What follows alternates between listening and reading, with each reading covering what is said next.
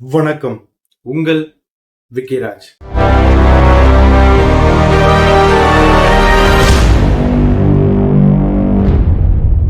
திருவண்ணாமலை கோயில். திருவண்ணாமலை கோவில தான் இப்ப எல்லாருமே பிரபலமா பேசிட்டு வராங்க. அதுல நடக்கிற சில தவறுகளையும் சுட்டி காமிச்சிட்டு வராங்க. சோசியல் மீடியா முழுவதுமே அதிகமா பேசப்படுறது என்ன கோயில் பாத்தீங்கன்னா நம்ம திருவண்ணாமலை கோவில். என்ன நடக்குதுன்னு சொல்லிட்டு நம்மள பார்க்க போனா தெரியுதுங்க. நம்ம திருவண்ணாமலை கோவில தமிழர்கள் தரிசிப்பது வழக்கமாவே உள்ளது. ஆனா திருவண்ணாமலை கோவில இப்போ தெலுங்கானா மற்றும் ஆந்திரால நிறைய மக்கள் உள்ள வராங்க. அவங்க என்ன பண்றாங்க பாத்தீங்கன்னா தரிசிக்க வராங்க, நல்லதுதான். ஆனா தரிசிக்க வர்றதே இல்லாம குறிப்பா அங்க நடக்கிற சில குழப்பம் என்னன்னு பாத்தீங்கன்னா, கோவில்ல அங்க அந்த கோவில சுத்தி சில கடைக்காரர்கள்லாம் இருப்பாங்க பாத்தீங்களா, அந்த கடைக்காரங்கள எல்லாருமே அங்க தமிழ்ல நெக்ஸ்ட் இங்கிலீஷ்ல இருக்கும். எப்பயுமே பேனர் இங்க கை கழுவும் இடம், இங்க ரெஸ்ட் ரூம் போக இடம், இங்க பூக்கடை அந்த மாதிரி எழுதியிருப்பாங்க பாத்தீங்களா. அந்தந்த இடத்துல இப்போ தெலுங்கும் ஆட் பண்ணிருக்காங்க. தெலுங்கு ஆட் பண்றதுல நம்மளுக்கு எந்தவித பிரச்சனையும் கிடையாது. ஏன்னா எல்லா மொழியும் இருக்கிறது நம்ம தமிழ்நாட்டுல இருக்கிற எல்லாருமே விருப்பப்பட்ட விஷயம் தான். ஆனா வழக்கமா ஸ்டார்டிங்ல உள்ள நுழைஞ்சவங்க இப்ப தமிழ் மொழியை நீக்கிட்டாங்க.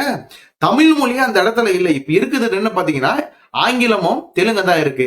ஆனா இதுவே நம்ம திருப்பதியில போயிட்டு இப்ப நம்மளுடைய மக்கள் கூட தான் திருப்பதியில எல்லாருமே போறவங்க எல்லாருமே அங்க அதிகமாவே போறாங்கன்னு சொல்லிட்டு அங்க இருக்கிற தெலுங்கு மொழியை நீக்கிட்டு ஆங்கிலத்து தமிழும் போட்டா அவங்க சும்மா இருப்பாங்க. நான் இப்ப இதை பிரிவினைவாதமா பேசல. ஆனா நடக்கிற விஷயத்த பார்த்தா அப்படிதாங்க இருக்கு. ஆனா இப்ப தமிழர்களை விட ஆந்திரா தெலுங்கானால இருந்து வர தெலுங்கர்கள் தான் அதிகமாவே திருவண்ணாமலை கோயில தரிசிச்சுட்டு வராங்க. ஆனா திருவண்ணாமலை கோவில்ல அண்ணாமலையார் மட்டும் இல்லைங்க. அதை சுத்தி நிறைய கோவில்கள் இருக்கு. என்னன்னு பாத்தீங்கன்னா விநாயகர் கோயில் இருக்கு. அதை சுத்தி ஏகப்பட்ட கோவில் அதிகமாவே இருக்கு. அங்க எல்லா இடத்துலயுமே அலமோதிட்டு இருக்காங்க கூட்டம்னே சொல்லுவாங்க. ஏன்னா அந்த அளவுக்கு கூட்டம் அதிகமாவே இருக்கு. அங்க உள்ள வியாபாரக்காரர்கள் எல்லாருமே உண்மையாலேயே இதன் மூலியமா ரொம்பவே பயனடைஞ்சிட்டு வருவாங்கன்னு சொல்லுவாங்க. ஏன்னா அந்த அளவுக்கு கூட்டம் அலமோதிட்டு இருக்கு.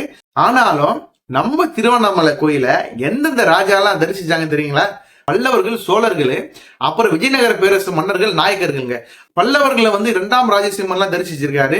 இங்க சோழர்களை குலோத்துங்கன் சோழன் இருக்காரு. இங்க விஜயநகர பேரரசு தோற்றுவித்த ஹரிஹரன் இருந்திருக்காரு. அப்புறம் நாயக்கர்கள பாத்தீங்கன்னா விஸ்வநாத நாயக்கர். இவங்க எல்லாருமே அனைத்து ராஜாவுமே நம்ம திருவண்ணாமலை கோயில பயங்கரமாவே தரிசிச்சிருக்காங்க. ஆனா நம்மளுடைய விஜயநகர பேரரசு ஆண்டார பத்தி 200 வருஷமா அவங்க தான் பயங்கரமாவே இதை வழிபட்டு இருக்கான்னு சொல்றாங்க. அவ்வளவு சிறப்பு வாய்ந்த திருவண்ணாமலை கோயில இப்ப தெலுங்கர்களுக்கான கோயிலாக மாற்ற போறாங்க அப்படின்ற மாதிரி தான் எல்லாருமே பேசிட்டு இருக்காங்க. ஏன்னா அங்க நடக்கிற கால சூழ்நிலைகளும் சரி, அங்க நடக்கிற சில காரியங்களையும் பார்க்கும்போது உண்மையிலேயே அவங்க தான் இதை ஃபுல்லாவே மாத்த போறாங்க அப்படின்ற மாதிரி தான் இருக்கு. ஆனா எல்லாருமே இதற்கு நிறைய பேர் சோசியல் மீடியால எங்களுடைய தமிழ்நாட்டுல நீங்க வாழுங்க, வாங்க, தரிசிக்க வாங்க, ஆனா எங்களுடைய மொழியை அழிச்சிட்டு உங்களுடைய மொழியை நீங்க உள்ளார நுழைக்காதீங்க அப்படின்ற மாதிரி பேசிட்டு இருக்காங்க. ஆனா இங்க யாருமே பிரிவினைவாதத்தை யாருமே பேசல. ஆனா அங்க நடக்கிற விஷயத்த பார்த்தா அந்த மாதிரி தான் இருக்கு. நாங்க சொல்றது என்னன்னு பாத்தீங்கன்னா சைவத்தை வைணவமா மாத்திராதீங்க. சிம்பிளா சொல்ல வேணா இப்படிதாங்க, சைவ கோயிலை வைணவ கோயிலா மாத்திராதீங்க தான் சொல்லுவேன். ஆனா இதை தமிழ்நாடு அரசு தக்க நடவடிக்கை எடுக்கணும். இதன் மூலியமா என்னென்ன அங்க இருக்கிற மக்கள்கிட்ட எல்லாம் என்னென்னலாம் பறிக்க போறாங்க அப்படின்றதே தெரியல. பொறுத்திருந்து பார்க்கலாம் என்ன நடக்க போகுதுன்னு. ஆனா நம்மளுக்கான சுதந்திரம் யாருமே நம்ம கிட்ட இருந்து பறிக்க முடியாது, இது பறிக்கவும் கூடாது. அதுக்காக நம்ம எப்பயுமே போராடி தான் ஆகணும். பொறுத்திருந்து பார்க்கலாம் இதன் மூலியமா என்ன நடக்க போகுதுன்னு. மேலும் இன்னொரு வீடியோல உங்களை சந்திக்கிறேன்.